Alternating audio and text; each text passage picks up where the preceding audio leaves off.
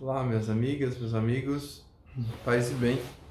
É com grande alegria que iniciamos o nosso estudo do Evangelho dessa semana e um grande prazer estar aqui com vocês para poder refletir um pouquinho sobre as palavras inspiradas no Evangelho do nosso Senhor Jesus Cristo.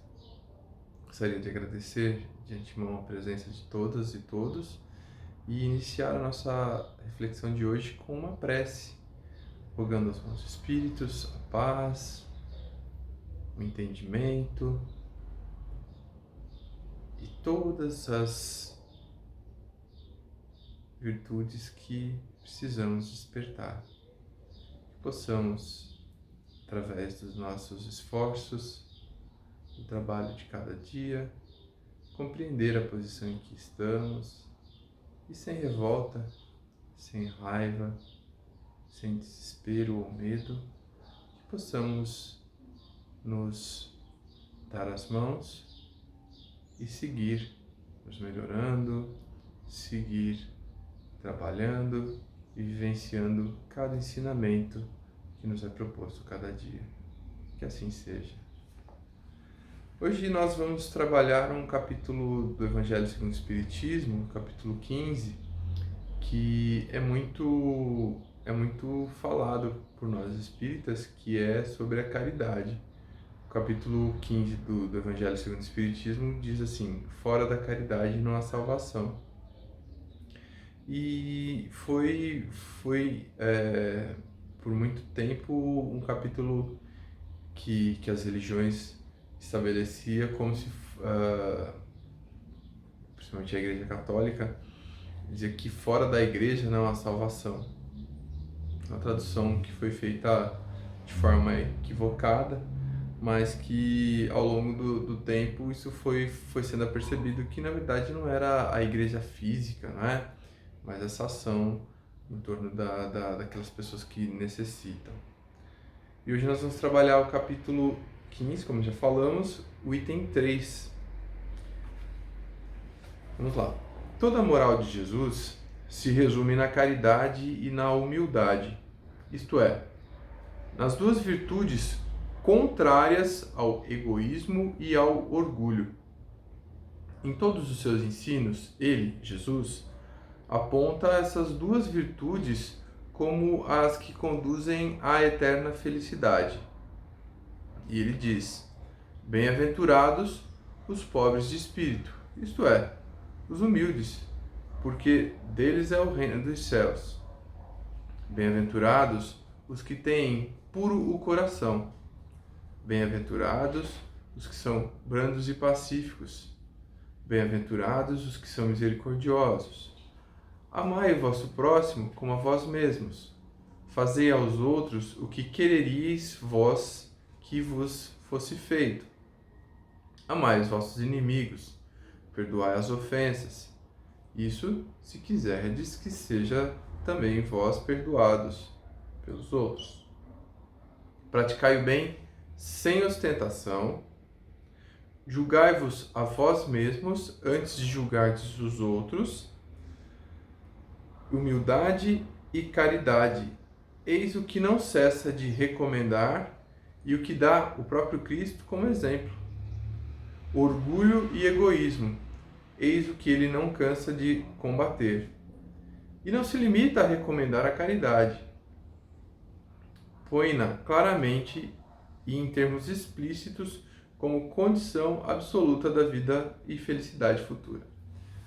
Bem, é um trecho que ao longo do tempo se perdeu o real sentido, mas que a cada dia isso se torna um pouco mais evidente o movimento para que a palavra caridade ela seja de fato compreendida, né?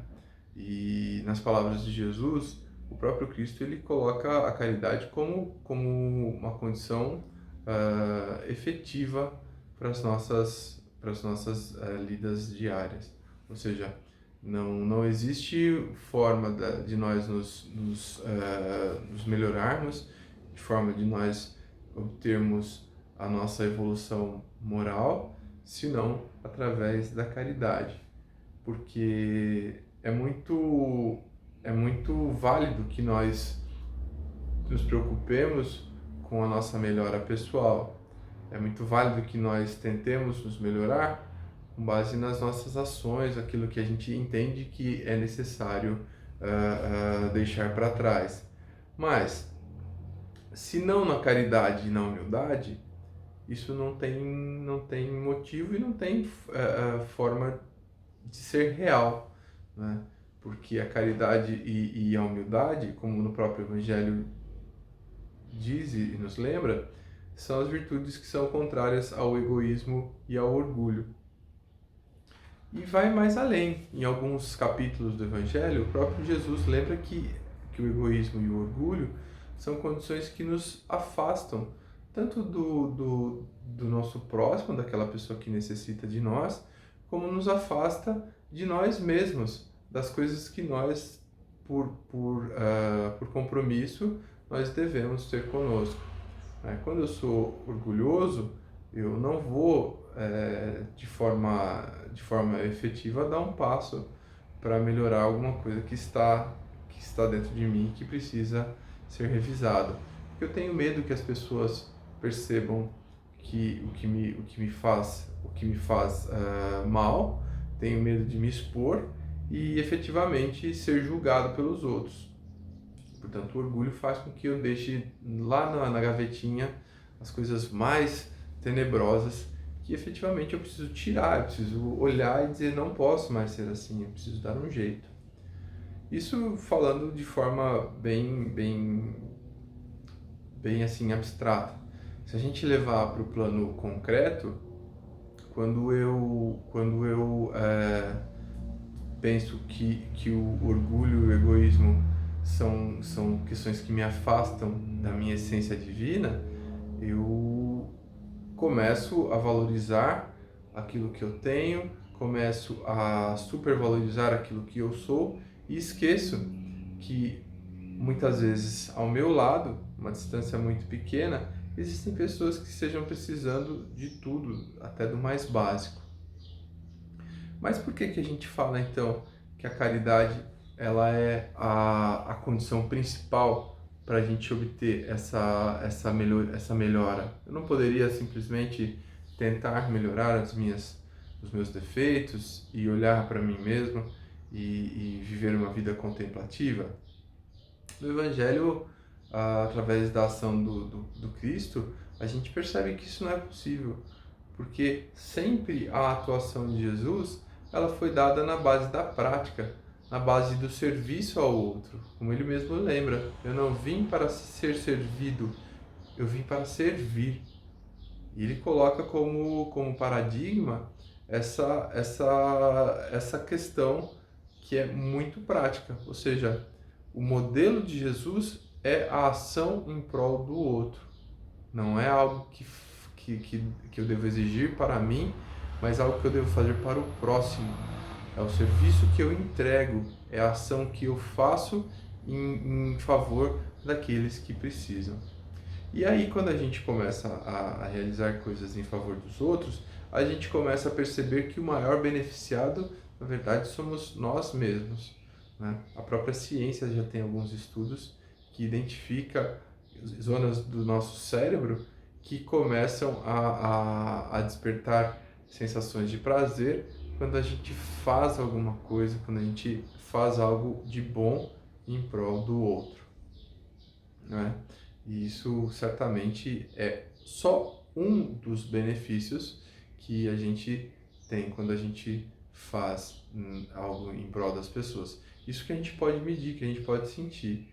Tantos outros que a gente pode vislumbrar. Por exemplo, no campo das obsessões, muitas vezes a gente pode entender que aquele irmão que se aproxima de nós fisicamente, quando nós o ajudamos, com certeza nós estamos movimentando muitas energias em redor desse irmão. E talvez estamos mostrando para os nossos obsessores, para os irmãozinhos que nos acompanham e nos cobram de dívidas passadas, eles podem vislumbrar o seguinte: bom, aquele ser que me fez mal no passado, hoje ele já não mais existe. Esse ser, ele é mais bondoso. Talvez aquilo que ele me fez no passado, hoje ele não faria novamente. Estou dando um exemplo prático e bastante comum da gente ver nas nossas salas de desobsessão, né? Então é um aprendizado que muitas vezes a gente tem, que a caridade ela é tanto melhor para dissipar os erros do passado, para pagar as dívidas do passado, quanto do que qualquer outra ferramenta que a gente possa ter, né? A prece é uma ferramenta importantíssima e muito potente. Mas a prece, se ela não for dotada de ação, se ela não for dotada, se ela não for acompanhada de alguma outra questão mais efetiva, ela vira sua palavra, né? Claro que é uma ação muito potente, mas a gente também precisa trabalhar. E a caridade é não outra coisa senão amor em movimento, ou seja, uma ação dotada de uma amorosidade muito profunda. Basicamente era isso que eu gostaria de trabalhar com esse trecho do Evangelho de hoje. Gostaria também de fazer um convite a vocês. A partir do dia 29 de setembro de 2020, os nossos encontros, os nossos estudos do Evangelho, eles passam a ser online, de forma remota, mas eles vão acontecer de forma online. Ou seja, você vai poder acompanhar ao vivo pelo seu computador ou pelo seu celular, de forma que a gente vai ainda divulgar esse nosso novo formato do estudo do Evangelho. O estudo do Evangelho, como vocês sabem, ele era feito de modo presencial dentro dos Ceareiros, mas por conta da pandemia a gente trouxe o estudo para formato remoto, divulgando através do YouTube. Bem, mas a gente vai falar mais para frente como que isso vai se dar, tá bom? Quem tiver dúvida pode entrar em contato, manda e-mail, mesmo pelo celular, vão conversando com a gente, tá bom?